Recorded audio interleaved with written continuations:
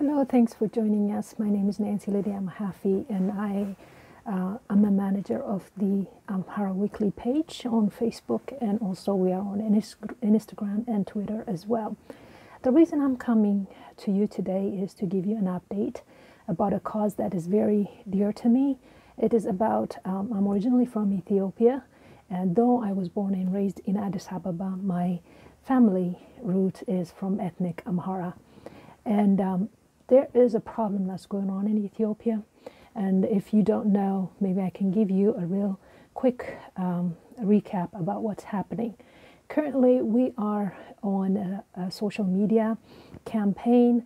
There has been about 56 students who were abducted by a group named Ero, that is an Oromo youth, an ethnic Oromo youth, also that has affiliation with another armed fighters, which is the OLF, the Oromo Liberation Front. The Oromo Liberation Front is, it was an armed force, but they received the call from the Prime Minister Abe when he came to power, and they joined, but they have divided, I think, in about 3 groups, and one of them is refusing to put down their arms and join the rest of the party, the rest of the country, and trying to bring a democracy to the country. So currently there are about 56 students, and 21 of them are female from different Oromo universities, and these students were abducted and because of their ethnicity. They were from ethnic Amhara. And the news, an eyewitness who was able to survive this ordeal and came home and reported what she's seen. And she told us that 17 of them were from Dambidolo University from the west of the country.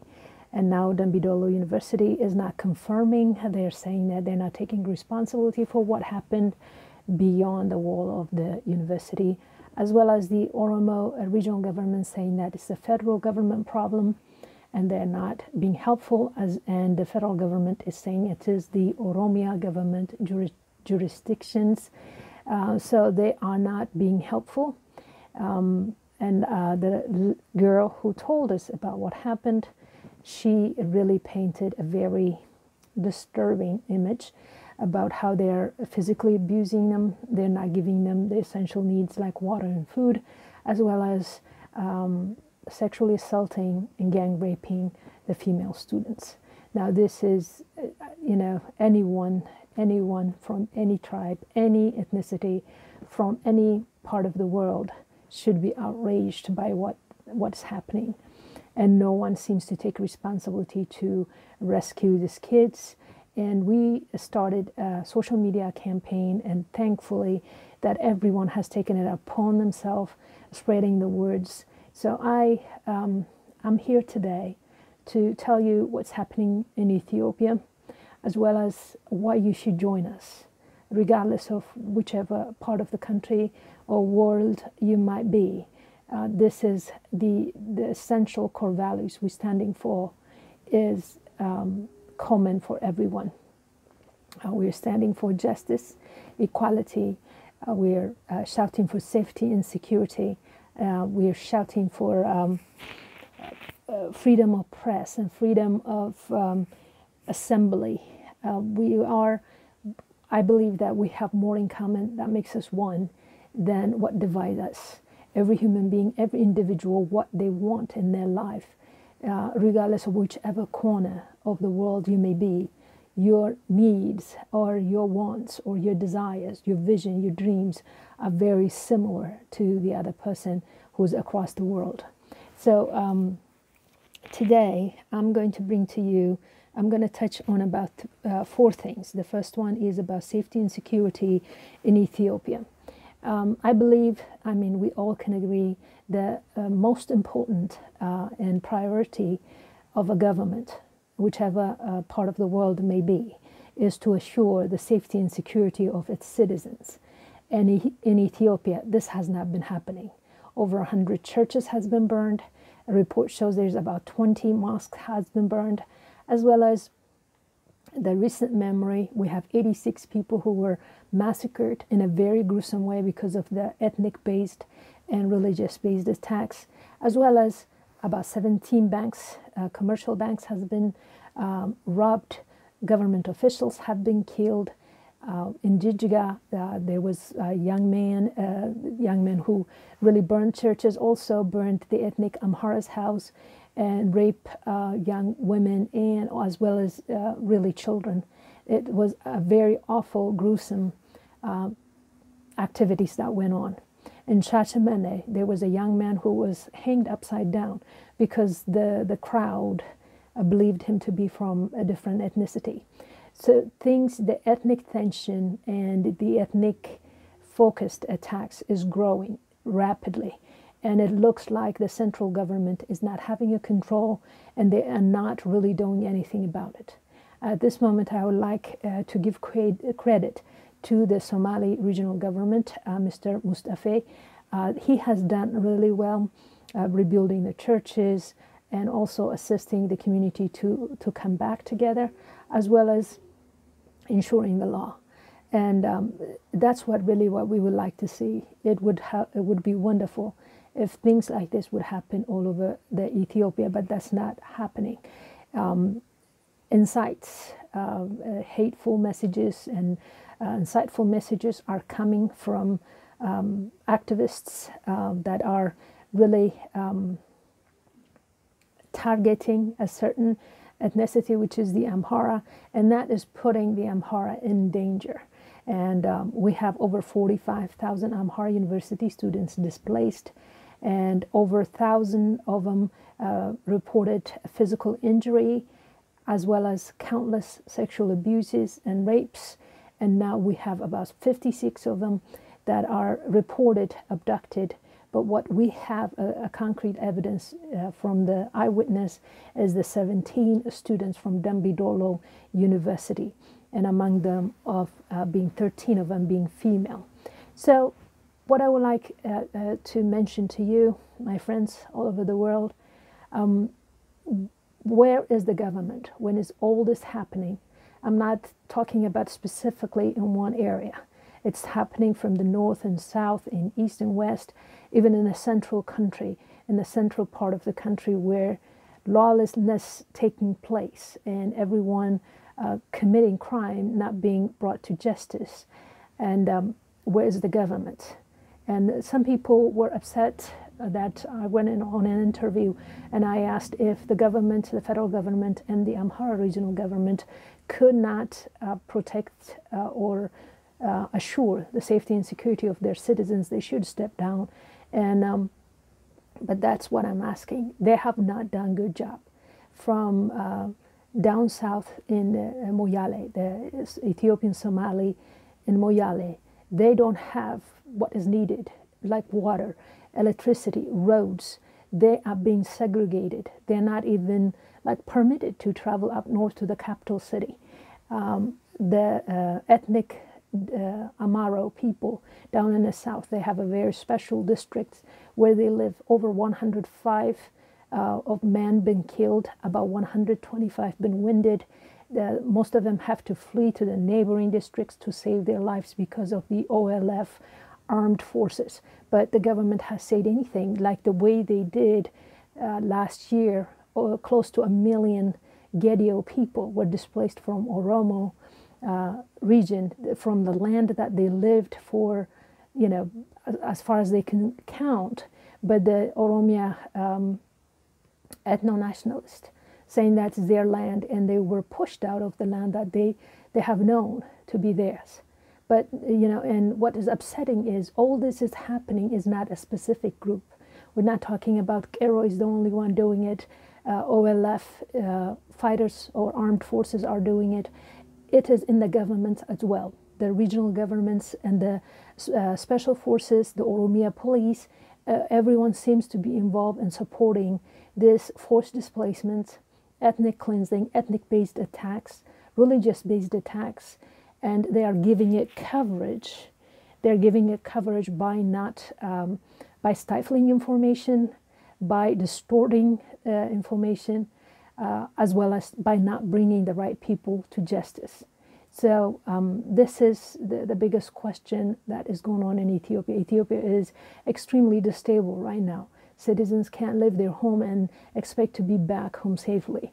And you can see this in everyone's from the reports that's coming. These children left home. They are 18, 19, 20-year-olds, kids who left their home to go get educated, but they were at the heart of these attacks. They were attacks because of their ethnicity. They are attacks because of the region they came from. And what is really disturbing and mind-boggling is when 2 Oromos were reported that they were attacked in Balderas University up in the north, in Amhara region. It was just hell loose. Everyone came out and denounced, and it seems like a whole entire village was massacred. And that is before even the dust settled down, who committed the crime, who did what, and who was the identity of the 2 supposed Oromo students. And what is interesting is over 300 Amhara students, staffs, as well as professors from different universities. Gondar University, Wallo University, and Balderas University, I believe, is one of them. I'm not so sure, but over 300 people were punished for that incite. Now, do I believe it's fair? No, I don't think it's fair, but that's what I'm trying to show you, that the comparison. But then you have 45,000 students were forcefully displaced. A student in the Redoa, I think about 2 of them in the Redoa University, were thrown off a building to their death because they were Amhara. One of them were from Debre Birhan. Another one, I only have his first name, a student named Alamayo, was killed. And it was done in the Redoa by Oromo youth named Gero, and who got fired for that? The Amhara head guy, while the deputy was an Oromo who actually, the students say he is the one who has planned and executed these things. So what I'm trying to show you is the government is impartial as well as the federal government. Dr. Abiy, he's like he was boasting that 50% of his cabinet were female, but none of them came out and denounced the acts that the Dambidolo girls, that they were kidnapped, and 13 of them are female, and what was described to us is hell on earth. They are going through a very difficult circumstances, and none of them, including the president Sahle Work Zode, nobody has issued a statement.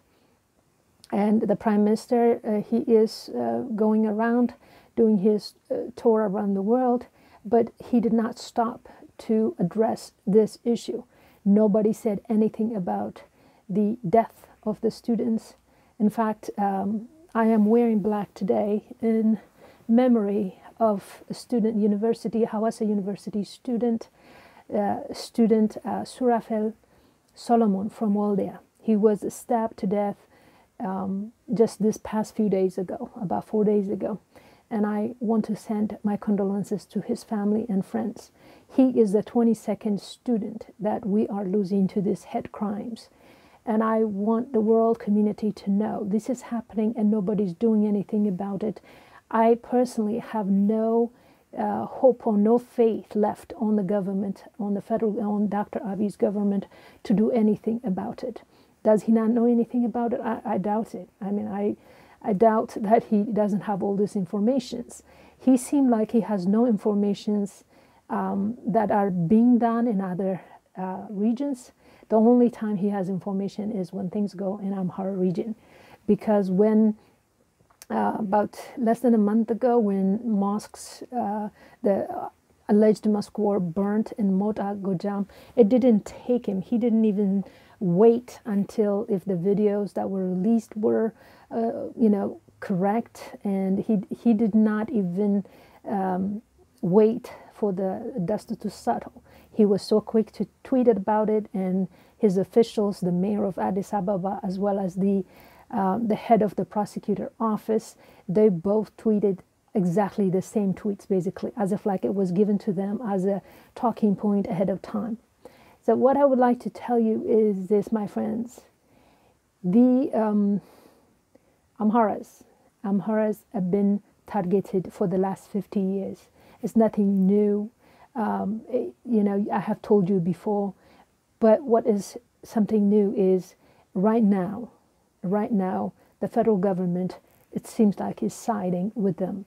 So the massacres, the ethnic cleansing and genocides are happening almost at every corner, and they're not getting coverages. So what is the world community doing about it is my question. Why the human rights associations, the Amnesty International, the Human Rights Watch, the United Nations for Women, the United Nations for Human Rights, where are you and what are you doing about it?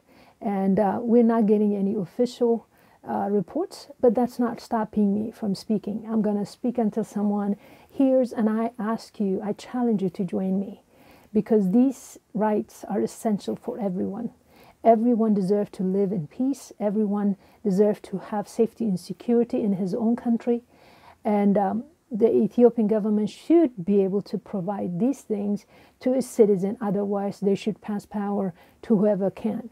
And in this case, it could be the military. My question is, there are other parties who are also capable to create a transitional government like North Sudanese did, including with the military, to bring peace to the country. Because how long this is going to go? Every single day we hear somebody got killed, somebody got assassinated, and the government is not changing. I mean, Dr. Abiy continues as if life goes on. He is busy on image building and public relations, watering plants, and doing other things while the country is going up on a flame. So I challenge you to please step up and speak. Speak up. Be a voice for the voiceless. And that is my first point. I'm sorry it took a long time to speak, but I will try to go through the other three pretty quick. And second point I have is freedom of speech and assembly, as well as the right for political representations. And this one, what I'm trying to talk is freedom of speech. It seems like, people are afraid to speak what is in their mind because people are being thrown in jails. At one point, Ethiopia was told that Ethiopia was free of, there's no journalist arrested in Ethiopia, but people are being arrested for their thoughts and for political points, and the justice system is being used as a political whip. And this is what I'm trying to show you. The national movement for Amhara, it is, it's for Amharas by Amharas, but it has no harm for Ethiopian unity. In fact, it is working towards to strengthen the unity of Ethiopia. The main cause, what they're standing for, is that Amhara should be treated equally, fairly, and justly like everyone else. And we were calling for a constitution by the people, for the people, and that a human being, a person, should be judged based on as a human being, just as one person, as a human being, rather his ethnicity, language, religion, or gender. And that's what we are standing for. That's what we are calling for. But for the so-called failed plot in Amhara region, and if you are not familiar with that, please watch my other videos. But first of all, why does the coup done not in a capital city? If they want to change, it should be done in a capital city, not in a regional city. But the other thing is the whole information is stifled. So what I'm trying to say is, what does a party, one single party, has anything to do with that? And this has gone over now almost 6 months. No evidence has been brought. They have made charges, but they could not support it. They have not brought up witnesses. They decided the witness should be behind doors. It clearly shows it was a plot. It was a plot done to limit, stifle this individual, especially Mr. Christian Tadela, who is a bright, brilliant, eloquent, educated person who can debate anybody. And they did not want him on the stage before the election. So they found a trumped-up charges to lock him behind, in jail. So what I'm trying to say is there's no freedom of speech. There's no freedom of thoughts. There is a lot of political prisoners, prisoners of conscience. And there are like a brother named Hermes Amarga, and he is a brilliant job creator. He had an idea for the crimes that he was accused. Everyone that was told that worked with that specific case, their case has been dismissed. But because the political system is a political whip or for some kind of plot, he's behind the rails, he is locked up, just almost like a political revenge or to limit, to stifle him. So we have issues like this going on. And if you are listening this video and you are in a power of to make statements, if you are in a community, international community, I bring up the case of these political prisoners ahead of you. Please look into it. No man should be spent in African prison, especially. You know, they're not giving, and they're locking up in the dark rooms, like 2 by 2, cold floors, and their daily needs are not met, and they're psychologically abused, physically abused. And I challenge you, please, to speak up, bring this cause forward. Ethiopia is heading in a very, very dangerous road. It's going to lead us into similar like what happened in Rwanda. This ethnic-based attacks, this religious-based attacks, stifling freedom of press freedom, speech freedom, freedom to assemble.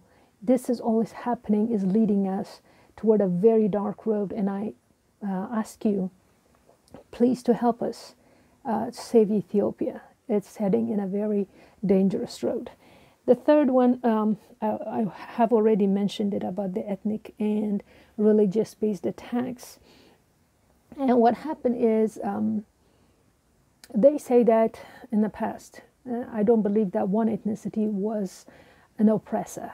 There were systems that were oppressive systems, yes, but I don't think there was one ethnicity that was oppressor. But they, for their political gain, for their benefits, they put the Amhara as a scapegoat, and they made it a target. But by doing this ethnic federalism, what they did was, instead of one ethnicity, an oppressive ethnicity, what they claim, they created 86 oppressive ethnicities. What am I trying to say is, one ethnicity, if he is the oppressed one in one area, he could turn to be the oppressor in his own region. So what they try to do is basically segregated 86 different tribes in their own region.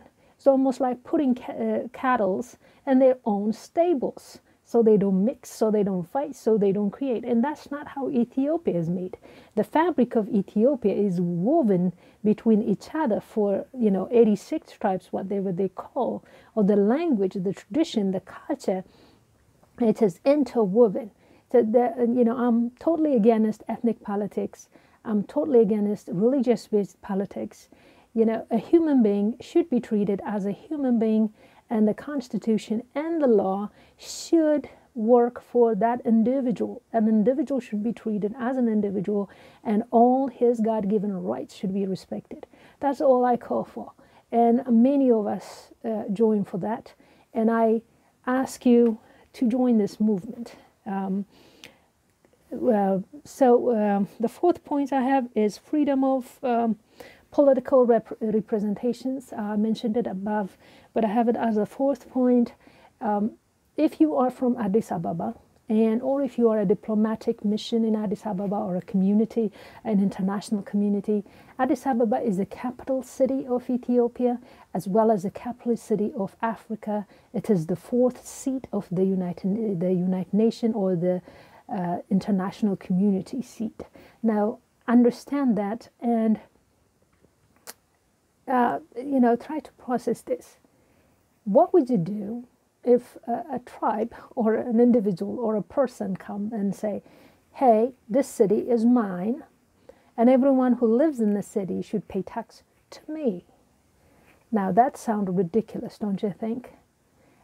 Addis Ababa is not even a city just for Ethiopia. It's an African capital city.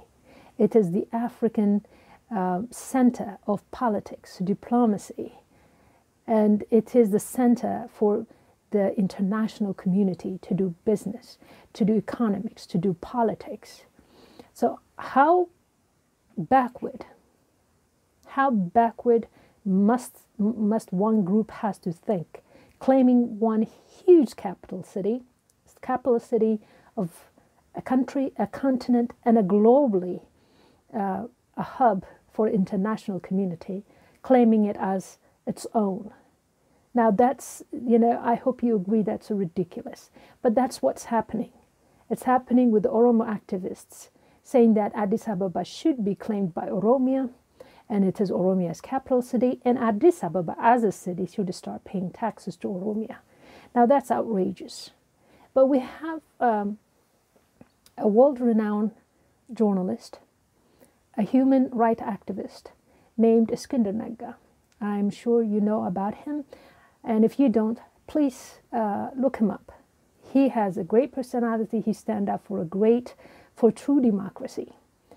And while he was here in U.S., I had a chance to meet him. He has a great personality, and it was a privilege to meet him. Now, the people here, as well as the Addis Ababa people, wants to start, or there was a civic organization named Balderas. Balderas means someone who have taken it upon or given a mandate. The Addis Ababa people, in a very conservative estimate, it's about probably 5 to 7 million people. These people have no representation at all. No representation. They cannot be represented. They cannot elect their own leaders. Like the mayor of the city is not elected by the people. So when the Addis Ababa citizen asked for this thing, their voice was stifled. They were told they can't do these things, and so Dr. Abiy brought a man from another city that was not elected by Addis Ababa, and that he put him as a mayor. Now, please understand, I have no personal issue with Dr. Abiy or the mayor of Addis Ababa or whoever else. My problem is with their ideology and what they're standing for. So, and if you have a problem with what I say, attacking me personally is going to do nothing. It's not going to hurt me. It's not going to help anyone. So what I would say is debate my ideas. Debate my ideas. Addis Ababa as a city needs to be able to organize itself, assemble itself, exercise their own freedom of speech. They should be able to choose their own leaders and their mayors. So these are the 4 points I wanted to bring to you: safety, security, justice, freedom of speech, equality, and a right to be politically represented. Now, if you agree with these rights, please do come and join us on January 20th, 2020, on Martin Luther King Day, in front of the U.S. State Department at 9 a.m. in the morning. We'll be shouting for justice, we'll be shouting for liberty, we'll be shouting for equality, for safety and security, and for freedom of speech, as well as freedom for assembly, and all equal human rights for all. And I do hope you will come and join us, be the voice to the voiceless. And if you live in different states or different cities, please organize. You can get in touch with me by Amhara Weekly. It is a Facebook page we have. We do have an Instagram as well as Twitter. And also you can contact Moget. Moget Amhara is also on social media. You can also send me an email at by amharaweekly@gmail.com. Please join us. Please, wherever you may be, it could be Alaska or Siberia, it could be New Zealand or Fiji. Wherever you may be, it could be a one-man protest. Please join us that day. Let be the voice to the voiceless. If you're not Ethiopian, but if you are a human, please join us. This movement is for everyone, for every oppressed human being that is around the globe. I challenge you to join us, and please share the posts and videos with us at Amhara Weekly, or you can send it to Moget Amhara. We are on social medias. And I thank you for taking the time to watch this video. I'm sorry it took too long, but I had so much to cover. Until the next time we meet, I thank you. Have a great day.